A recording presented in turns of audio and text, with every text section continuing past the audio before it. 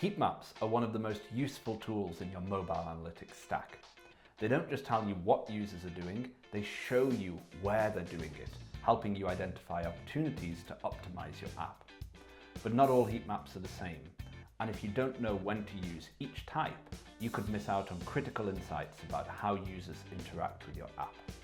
In this video, I'll break down the three main types of mobile app heat maps, what they reveal about user behavior, and when to use each. First up is zone-based heat maps. They're perfect for analyzing which app elements are driving engagement or holding your app back.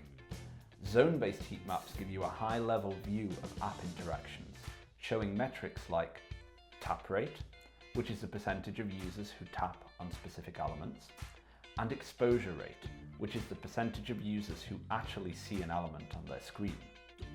These heat maps are great for combining multiple data points into a single visual snapshot. For example, if a key button has low tap rates, users might not notice it, or it's not where they expect it to be. If a high value feature has low exposure rates, you may need to rethink your layout to bring it into view sooner. Next, we have tap maps, also known as touch heat maps.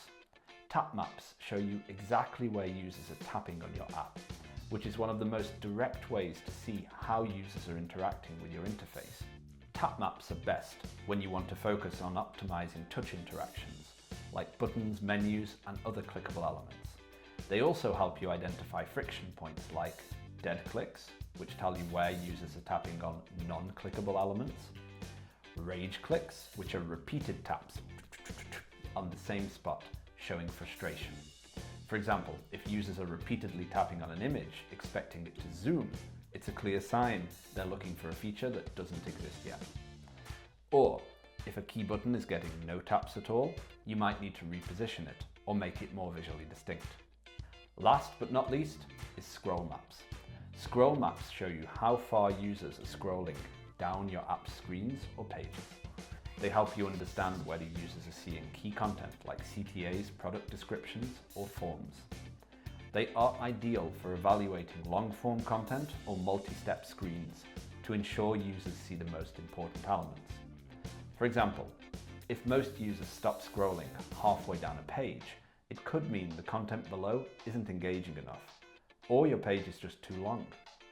If a crucial CTA or feature is placed below the average fold position, you might want to move it higher up to increase visibility and engagement.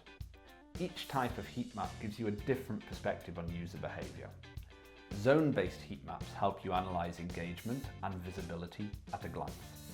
Tap maps focus on specific touch interactions and friction points. And scroll maps reveal how far users scroll and where they drop off. Using these tools together gives you a complete picture of how users navigate your app and where you can make improvements to drive engagement and conversions. Here's how you might use these heat maps together. A zone-based heat map shows a low tap rate on your checkout button, signaling that users aren't noticing it.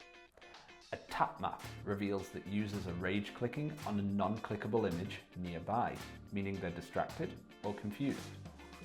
And a scroll map shows that users aren't even scrolling far enough to see the checkout button, suggesting it needs to be placed higher on the page. With these insights, you can redesign the screen to improve visibility, fix the distractions, and boost conversions. And there you have it, the three types of mobile app heat maps and when to use them. To find out more about mobile app heat maps, check out the rest of the videos in our series. Which heat map do you think would help your app the most? Let me know in the comments below. If you found this video helpful, give it a thumbs up and subscribe for more tips.